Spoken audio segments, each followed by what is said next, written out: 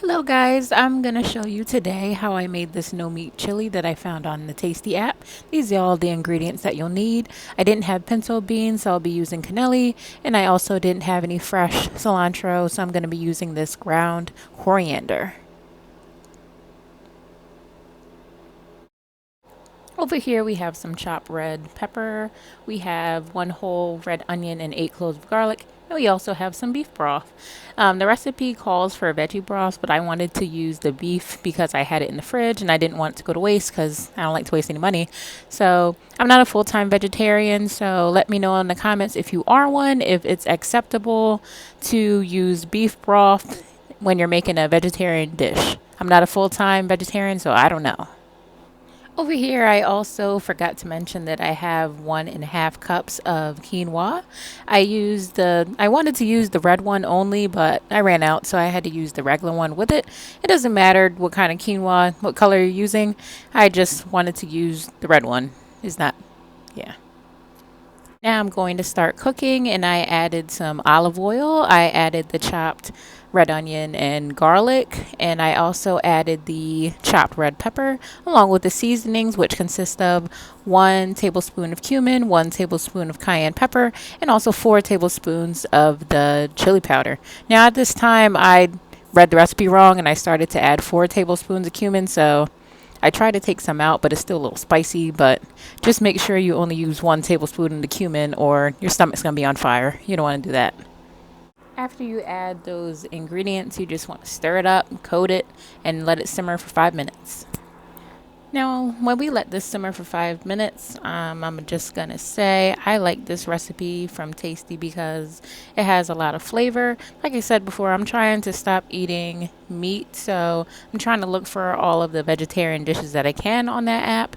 And this one is packed with flavor, like all of these seasonings and everything together. It smells so good. It tastes delicious. This is one of my favorite vegetarian dishes on there. I like this one because it's not bland, because I don't like bland food, and I keep finding recipes that are pretty bland, but this one's pretty good, so I would give it a try. Now after we let that simmer for 5 minutes, I added 2 cups of water, 4 cups of the beef broth, 1.5 cups of the quinoa, and a 28-ounce can of, what is it, crushed tomatoes, and a 10-ounce can of diced tomatoes with green chilies. The recipe asks for just regular chopped up tomatoes, but I like to spice it up with the can of the tomatoes with the green chilies, so I use that. If you don't want to use that, you don't have to. That's just what I did. And I'm just going to stir it up for a little bit. Now I'm just going to rinse off my can of black beans, cannelli beans, and red kidney beans before I put them in the pot. I like to use the canned beans because I don't have enough time to sit here and boil all of the beans and make sure that they're soft enough for the dish, so I just like to rinse them off after taking them out of the can and just pop them in the bowl because it's a lot easier than sitting here and waiting to boil the hard beans. After you add your beans, you just want to bring up the temperature and until it starts to boil. After it starts boiling, you just want to lower the temperature a little bit and bring it to a simmer. Then you just want to pop that lid on and let it cook for 25 to 30 minutes. I only let it cook for 25 minutes. You could, well, I just wait until the quinoa is finished cooking, but yeah, you know what I'm talking about. Just do 25 to 30 minutes and then move on from there. Now, while we watch that simmer, I'm just going to give you guys some quick tips. When I used that chopped up red pepper earlier, I typically like to buy a lot of peppers, like a big bag of peppers. I'll get it from the produce market. As soon as I get them, I just cut them up into strips, put it in some type of container, and keep it in the freezer. So next time I want to cook again, if I have to chop up some peppers, I could just take out those strips, cut them up smaller, or just use the whole strip. Just some faster way to cook with the peppers. So I don't like a long prep time. I like to make quick meals, so I don't want to sit here chopping up peppers, onions, garlic, all that all in one sitting. So it's just an easier way to have peppers next time you want to cook, and also it keeps them fresh for a while before you need to cook them because you don't want to waste them, so it's good to freeze them when you get them. So yeah, just making your life easier. I'm just giving you some tips. Now, with 8 minutes left on the clock, I'm just going to give this a quick stir. This looks so good so far. This is the protein packed chili from the Tasty app. It's really good, and the little bits of the quinoa in there make it look like there's actually some kind of ground turkey or ground beef or something in there. So, imagine you want to start your vegetarian journey and you live in a house full of other people that don't want to do it. You would just give them this and say, "Oh, yeah, there's some ground beef in there," because it actually looks like there's ground beef in there, but it's actually not. But it's a nice, healthy alternative to having chili with meat in it. So this is pretty good. And all the seasonings and everything smell really good. So it's just something easy and quick for you to try. So I'd give it a try.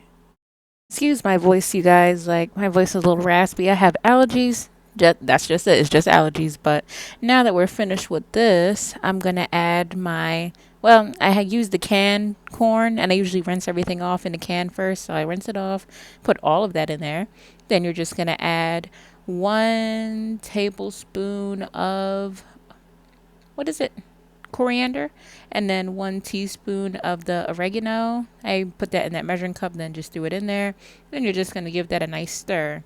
And the recipe asks for fresh cilantro, but I don't like to buy cilantro because I don't use it a lot and I don't like to waste anything. So I just use my ground coriander. It tastes pretty much the same, so I just use that because I have the coriander in there. It's not going to go bad because it's just seasoning. So yeah, that's what I did. Now, right here, I'm just gonna add my juice from my 1 lime. Right there, it didn't look like a lot of juice. That was the small half of the lime, but the other one had more juice in it. Oh well, it doesn't matter. But I'm just showing you this part because I wanted you guys to see what I'm using to get the juice out of the lime. This is something great to invest in because it gets all the juice out of the lime. It's better than squeezing it, and it's a lot less messy. So I would invest in getting something like that. After you put that lime in there, you just want to let this simmer a little bit longer, just for 5 more minutes. And then we could just turn the stove off and we're finished. On the Tasty app, it showed that you could garnish with some avocado. I didn't buy any avocado, but I had some guacamole in the fridge. So I'm just going to add some shredded cheese on top. I'm going to add some of that guacamole. I did have some sour cream, but I just used it yesterday for something else. I would add sour cream, but since I don't have any, I'll just use the shredded cheese and the guacamole for now. I'm stirring it up now. Look at that. That looks so good. Look at the corn. You see all the beans. See the quinoa. It smells really good in here. It's really seasoned. This is pretty good.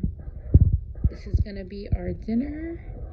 And this should last depending on how many people are eating it, it's just going to be me and my husband. So this might last maybe 2 days. I'm not sure. We'll see. I don't know.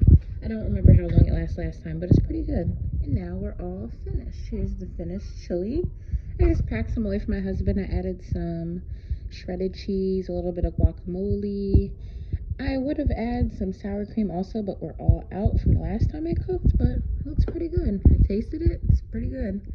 Just a nice, quick, meatless chili recipe from Tasty. So you guys should just download the app, and there's plenty of other meals on there, but it's pretty good. And that's the end of my first video, you guys. Thank you for watching. If you want me to try any other recipes, just let me know in the comments. If you had any tips for my next video, just let me know how I did. Thank you for watching.